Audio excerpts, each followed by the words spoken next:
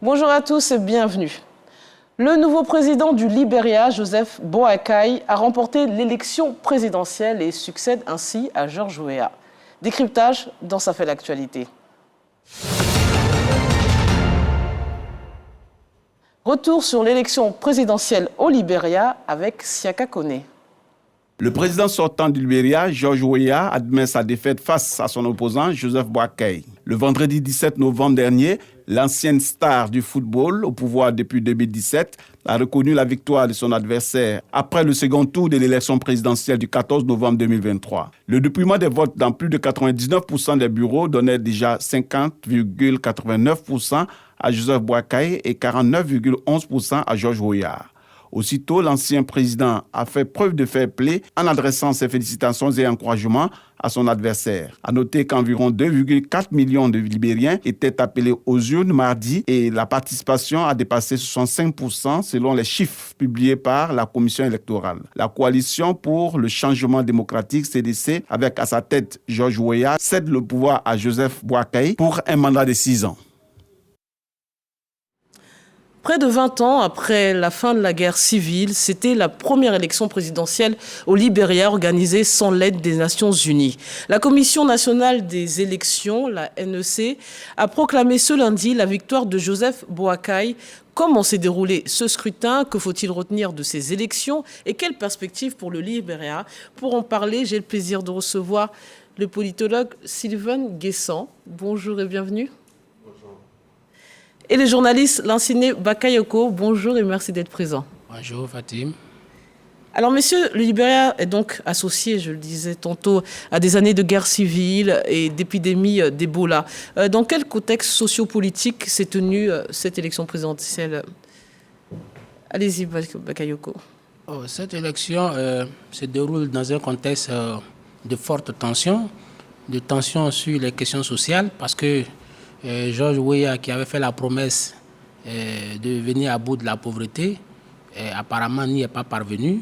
Il avait aussi pris d'énormes engagements, notamment sur les questions de corruption. C'est vrai qu'il a créé des institutions anti-corruption et il s'est inscrit à l'initiative de transparence des industries extractives. Il a mis en place d'autres dispositifs pour venir à bout de cette corruption, mais il n'y est pas parvenu. Aujourd'hui, le Libéria est 142e sur 180 à l'indice de corruption. Il y a aussi que le contexte politique...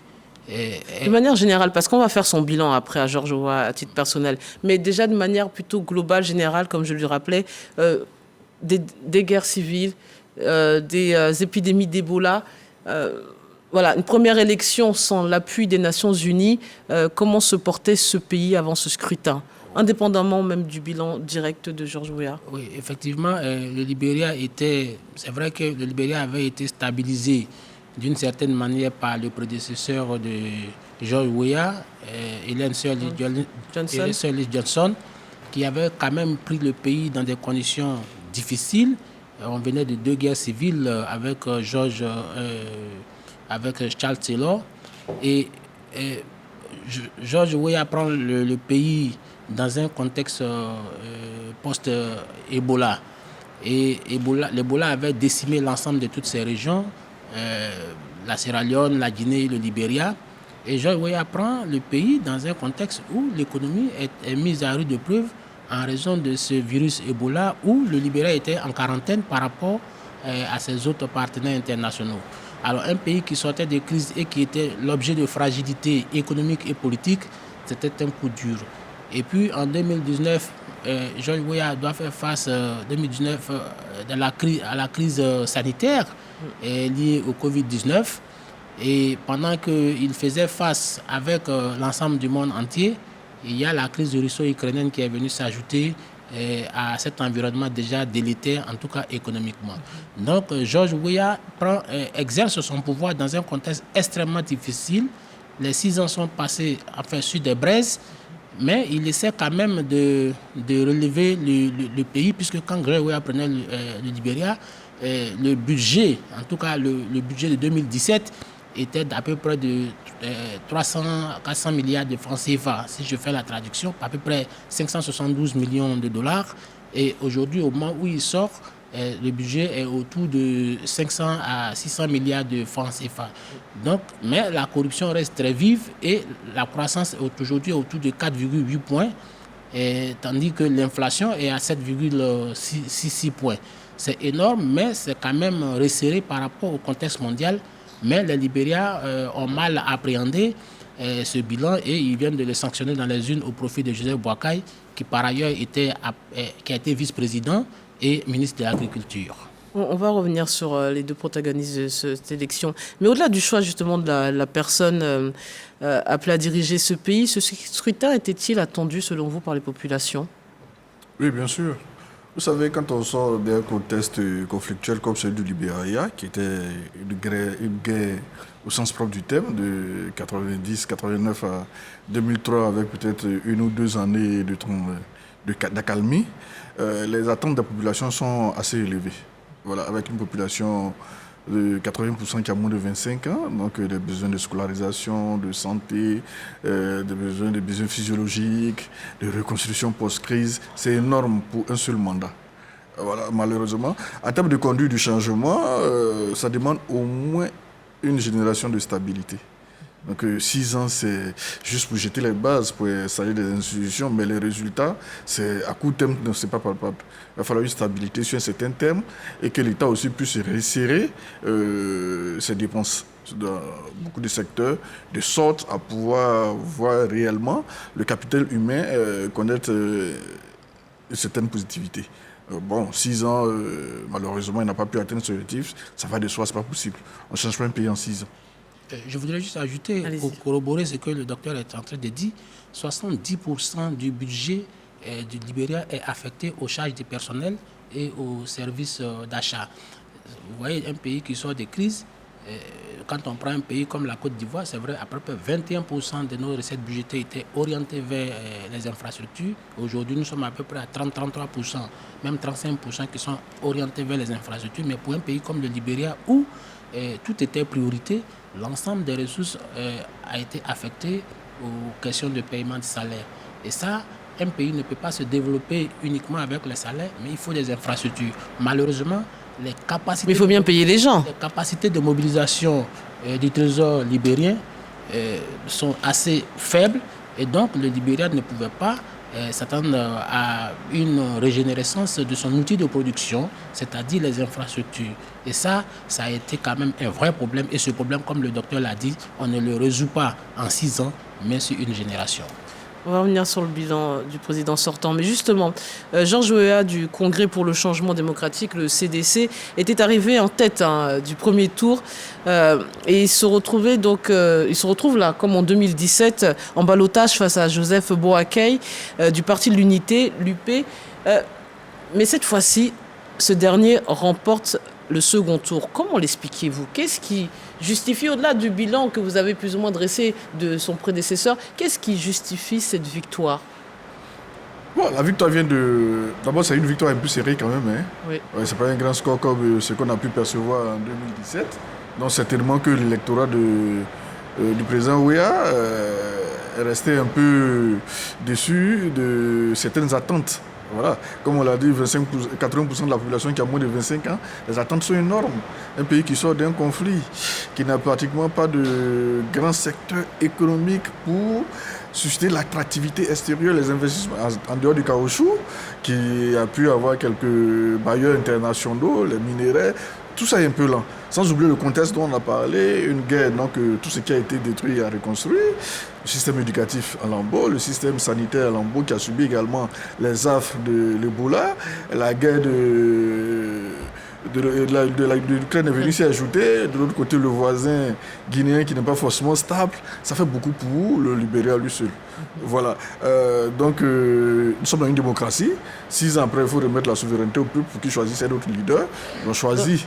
Donc pour vous c'est quoi un manque de mobilisation du camp de Georges Weah et peut-être aussi une déception, une sanction traduite dans les urnes? Mais je ne pense pas que M. Weah pouvait trouver des éléments de réponse aux attentes des populations en 6 ans. Je ne pense pas. Là aussi, comment vous expliquez? On est dans la même configuration qu'en 2017, mais cette fois-ci, le ballottage est favorable à Boakai. Moi, je pense que la non-reconduction de George Weah exprime une certaine déception de la population vis-à-vis du numéro 10 du Milan AC. Parce que ce garçon notons, est venu d'un quartier difficile, un quartier précaire, le quartier Gibraltar, Monrovia, qui est un quartier de sa grand-mère. Donc c'est un quartier qui n'offre pas toutes les opportunités aux jeunes enfants. Donc George Weah, qui avait eu la chance, en tout cas par son talent footballistique, à migrer vers les grands clubs, son retour avait été considéré comme son aura internationale, sa stature. Les Libériens espéraient bénéficier de cette aura, de cette stature-là. Et George Weah, effectivement, avait vendu aussi sa capacité de mobilisation, de mettre au profit du Libéria son carnet d'adresses qui, à la vérité, effectivement, était bien fourni. C'est vrai que Joseph Boakai aussi était un ancien de la Banque mondiale, mais il était devenu il avait été un peu sédentaire, une sorte de sédentarisation, vu qu'il avait été ministre dans les gouvernements précédents et vice-président. Donc, on avait imaginé qu'il a fait ce qu'il pouvait, puisqu'il était dans l'exécutif. Or, au sortir de Sir Liv Johnson, les Libériens étaient un peu mitigés sur le bilan aussi de Sir Ellen Johnson. Donc, George Weah venait comme une sorte d'espoir, une sorte d'épouvantail contre la pauvreté. Et je pense que les Libériens ont surestimé sa capacité de réajuster. On l'a survendu, vous pensez, sur le papier, de manière théorique, on a survendu le profil. Théorique, ils l'ont survendu. Mais on peut comprendre, puisque le Libéria, on s'accroche, venait d'une crise sauvage. Donc le Libéria, comme un naufragé, essayait de s'accrocher à toutes les branches. Malheureusement, George Weah ne pouvait pas répondre à toutes ces attentes, mais il a fait ce qu'il pouvait, quoique aujourd'hui, il a été sanctionné dans le box. Mais certains parlent aussi du jeu d'alliance avec justement Joseph Boakai, qui a profité de l'implantation, en tout cas de son parti dans certaines localités, et qui aurait fait basculer les choses. Justement dans le nord-est du Libéria, c'est-à-dire la frontière de la Côte d'Ivoire, l'alliance avec Prince Johnson, M. Weah a perdu certains de ses alliés lors de cette élection. Au contraire, M. Bouquet, qui paraît un peu en une transition, il a un certain âge, donc c'est pas sûr qu'il est pile en 2029-2030. Donc c'est une occasion pour les partis qui pensent à l'après Mr Bouquet de sceller certaines alliances. Et donc l'équipe de Prince Johnson a choisi l'adversaire de M. George Weah. Donc je pense qu'ils auront le poste de vice-président. Et c'est une manière pour eux aussi de se préparer pour l'élection 2029 qui, à proprement parler, ne devrait pas avoir M. Bouquet comme candidat. Donc il y a ce jeu d'alliance aussi qui a joué. Mais ils sont tous des autochtones. C'est une des remarques, que ce soit M. George Weah, que ce soit le président élu, que ce soit Prince Johnson, c'est tous des autochtones qui essaient d'assurer la pérennité du pouvoir qu'ils ont rudement acquis à partir de 1980. Donc c'est un élément également qui compte. Maintenant, que devient l'élite des esclaves affranchis dans ce jeu d'alliance? Qu'est-ce qu'ils pèsent aujourd'hui? Qu'est-ce qu'ils valent aujourd'hui? Vers qui se tournent leurs attentes? Bon, on verra avec le président qui vient d'être élu. On va parler justement de ce profil déjà dans l'exécutif, mais pour nos téléspectateurs, qu'est-ce qu'on peut dire de plus pour comprendre cette personnalité bien connue des populations libériennes? Joseph Boakai. Oui, Jean Boakai. Oui, Joseph Boakai, si vous voulez, représente ce que le docteur a appelé les natifs, les ressortissants, enfin, les autochtones, les Libériens de sources multiséculaires, pour paraphraser un peu notre pays. Donc, Joseph Boakai, vous savez, par le passé, c'était une lutte entre ces ressortissants, ces autochtones libériens et ceux venus du Libéria. Et vous vous souvenez de l'époque de William Tubman, ensuite William Tolbert, qui a été dans cette lutte de pouvoir. Samuel Doe, qui est aussi un autochtone, était parvenu à renverser le régime de William Tolbert en 1980. Et donc ça consacrait le retour des autochtones au pouvoir. Malheureusement, il y a eu plusieurs tentatives.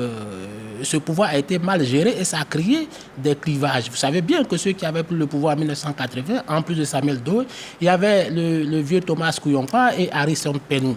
Alors, ceux-là aussi étaient considérés comme des autochtones. Malheureusement, dans les luttes de pouvoir, ils ont été éliminés par Samuel Doe. Donc, cela a permis de créer quelques clivages encore davantage, même au sein de la population autochtone. C'est ainsi que survient la tentative de coup d'État de 1985, dans lequel était, semble-t-il, impliqué Charles Taylor. Donc, c'est par là que, c'est à partir de ce moment-là que le Libéria, bon, peut-être avant, que le Libéria bascule vraiment dans la violence, et on avait là le début les prémices d'une guerre civile qui n'a pas raté en 1989, lorsque George Weah, Charles Taylor, réfugié aux États-Unis, revient pour une revanche. Donc, et George Weah, Joseph Boakai, Charles Taylor est considéré comme un ressortissant américain. Donc, cette lutte a continué, et c'est ce qui, et ça a été difficile, puisque Hélène Sirleaf a continué d'exercer le pouvoir, elle aussi descendante d'Américains noirs, et le retour de George Weah était considéré comme une revanche des Autochtones. Et je pense qu'aujourd'hui, nous sommes un peu comme dans le scénario du Libéria, de l'Afrique du Sud, avec l'ANC, où les Autochtones continuent d'exercer le pouvoir, mais pour quel résultat? Donc, Joseph Boakai, si vous voulez, représente une sorte de continuité par rapport aux Autochtones. C'est vrai, une alternance par rapport à George Weah, mais une continuité par rapport aux Autochtones. Donc, le symbole est fort, mais ça nous permettra quand même de savoir le bilan et de justifier un peu si ces Autochtones avaient des raisons d'évincer les natifs du pouvoir. Mais à l'écouter, il n'y a pas de véritable rupture. Vous validez cette théorie? C'est quand même deux programmes, deux visions, deux modèles différents. Ou le fait qu'ils soient des Autochtones, ça suppose une certaine continuité, peut-être la conservation du pouvoir. C'est ce que vous Bon, un pays qui sort d'un conflit à propos d'une guerre comme le Libéria l'a connu, c'est un seul programme, hein, c'est la reconstruction post-crise.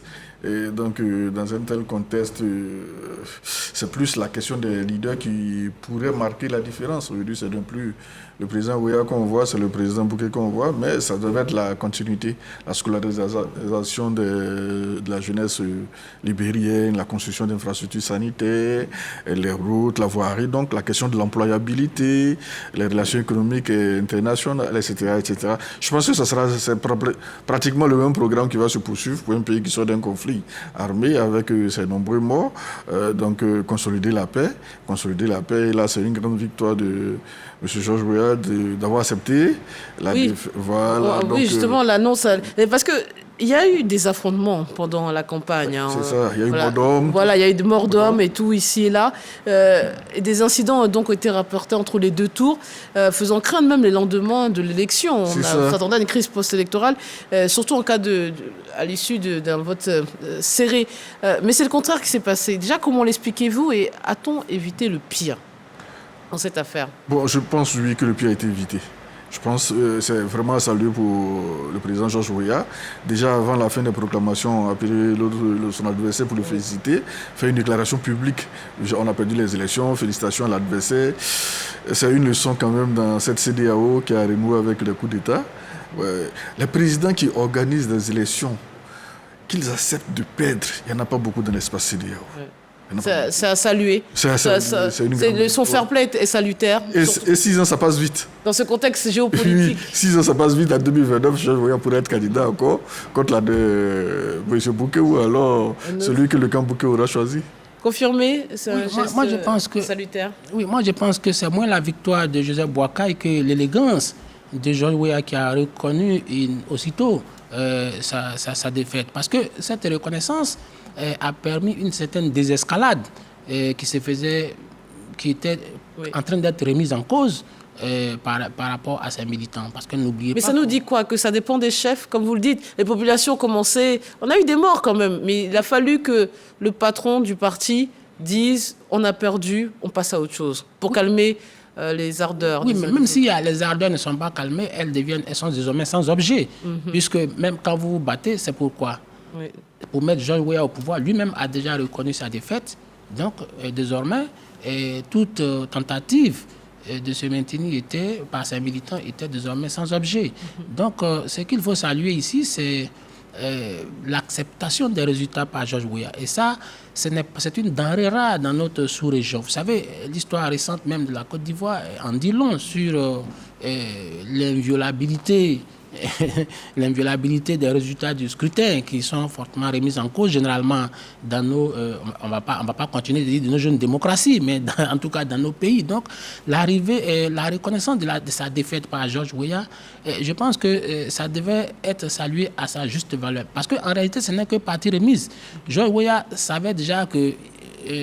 il n'avait pas d'autre alternative que de partir, mais en réalité, en reconnaissant cette défaite, il recule pour mieux sauter dans 6 ans. Et je pense qu'il part à la tête haute et qu'on parle plus de sa renonciation au pouvoir qu'à la célébration de la victoire de Mike. C'est ce qui va marquer ce scrutin. C'est l'image qui circule dans l'imaginaire collectif.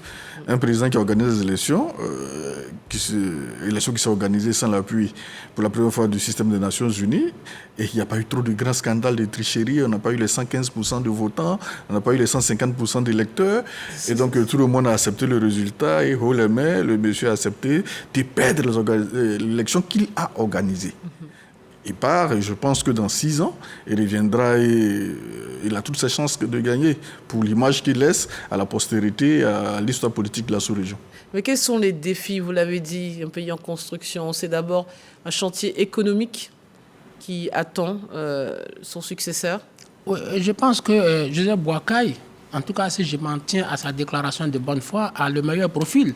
C'est un ancien de la Banque mondiale, ça veut dire qu'il a les clés. Et il est censé être un expert de la question économique. Aujourd'hui, le Libéria a 7,6% d'inflation, comme je l'ai dit, et la croissance est autour de 4,8 points. C'est complètement disproportionné. Parce que pour un pays comme le Libéria, il faut au minimum une croissance à 2 chiffres. Et Joseph Boakai, qui a été ministre de l'Agriculture, sait que l'économie du Libéria repose en réalité sur l'agriculture. C'est vrai, c'est une zone diamantifère, une zone où il y a du fer, où il y a de l'or, mais en réalité, l'économie libérienne continue de reposer sur du caoutchouc naturel, sur le bois, sur l'exploitation agricole. Donc, je pense que le défi aujourd'hui, c'est de moderniser cette agriculture et de mettre les Libériens au travail. C'est vrai que je ne suis pas tout à fait optimiste quant à la capacité de Joseph Boakai de relever ce défi, mais je pense qu'aujourd'hui, il a toutes les cartes en main, il a la légitimité populaire, et il a bénéficié d'alliances de chefs de guerre, c'est-à-dire notamment, tu prends Johnson, donc il n'y a pas de menace de déstabilisation a priori, donc il devrait pouvoir mener à bien sa politique et mettre les jeunes au travail. En tout cas, l'un des principaux défis également, c'est la question de la pauvreté et de la lutte contre la corruption. Parce que n'oubliez pas que le sortant, son régime avait été gangréné par cette corruption. D'ailleurs, 3 de ses proches, notamment dont son chef de cabinet, il avait été contraint de les mettre à l'écart de son système. Quelle leçon faut-il retenir déjà, vous le disiez, par rapport, comparaison n'est pas raison, mais par rapport à ce qui se passe dans l'espace de la CEDEAO, vous nous disiez que c'est des élections, on va dire, dont le résultat est positif puisqu'on reconnaît sa défaite. Quelle leçon? Aussi, par rapport au profil de George Weah, ça veut dire quoi? Que malgré tout un réseau, tout un carnet d'adresses, on n'est pas forcément le meilleur candidat à une élection présidentielle? Non, développer un pays, apporter des éléments de réponse à la vie de 6 millions de populations comme au Libéria, ce n'est pas une affaire de leadership individuel, c'est toute une équipe, c'est une vision holistique qui demande beaucoup de personnes de bonne volonté, qu'on n'a pas toujours. C'est à saluer pour M. George Weah, qui a accepté de sanctionner 3 de ses proches. C'est rare dans l'espace CEDEAO. Dans les cercles restreints de nos dirigeants, de voir un président qui accepte de laisser ses proches collaborateurs aux mains de la justice. On n'en trouvera pas. On en trouve assez rarement. Donc, tout cela, pour moi, ça fait de M. George Weah un président exceptionnel, qui a un bilan qui fait passer le taux de croissance à 4,8% en contexte post-conflictuel. C'est immense pour un pays comme le Libéria. Surtout que ce n'est pas un pays qui dispose de grandes ressources, même pas d'université. Selon les normes sous-régionales, la guerre est passée par là.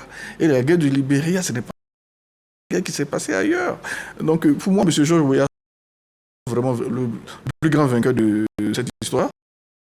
Voilà, avec le résultat qui a été assez serré, ses électeurs étaient jeunes, leurs besoins sont énormes, ils ne pouvaient pas y répondre dans 6 ans. Il a compris la leçon, M. Riti, M. Bouquet vient, et puis bon, on verra par la suite. Mais l'un l'autre dit, oui, 6 ans, c'est pas long, il peut se représenter. Vous pensez qu'il va et il peut poursuivre une carrière politique, George Weah? À mon avis, a priori, en tout cas en l'état actuel de la constitution libérienne, rien ne le contraint à rester dans les starting blocks. Il peut se régénérer à partir de 2029. Et aujourd'hui, quand tu vois la texture du message qu'il adresse après sa défaite électorale, on sent bien qu'il est en train de faire les yeux doux au peuple libérien, en tout cas essayer de peaufiner son image, se donner l'image d'un démocrate, de quelqu'un qui met les intérêts de l'État, de la République au devant des siens propres. Donc je pense que ce message-là, c'est un message subliminal en direction des populations libériennes pour leur dire je reviens bientôt. C'est pareil, vous pensez que c'est pas un adieu, c'est juste un au revoir politique? On verra par la suite. On verra. Je pense que pour un homme politique, quand on a déjà eu à assumer ce genre de responsabilité et qu'on a des secours encore éligibles, c'est difficile de se retirer. Mais en 6 ans, il peut y avoir d'autres leaderships. On peut imaginer une coalition, on peut imaginer peut-être une nomination de Georges Weah à un poste éminent ou à haute responsabilité? Oui, je pense, j'y songe. Fondation Mo Ibrahim, l'Union africaine, l'ONU, de plus en plus, c'est d'occuper les présidents qui ont perdu des élections ou alors qui ont fini leur mandat de sorte à laisser leurs prédécesseurs gouverner en toute tranquillité. Je pense que Georges Weah devrait passer moins de temps, en tout cas les 2-3 prochaines années au Libéria, ça je le pense. Allez, ça sera le mot de la fin, messieurs. Merci infiniment, c'est déjà à la fin de cette émission. Merci à vous de nous avoir suivis. Restez sur RTI1 et à la réalisation, Fofana Mamadou.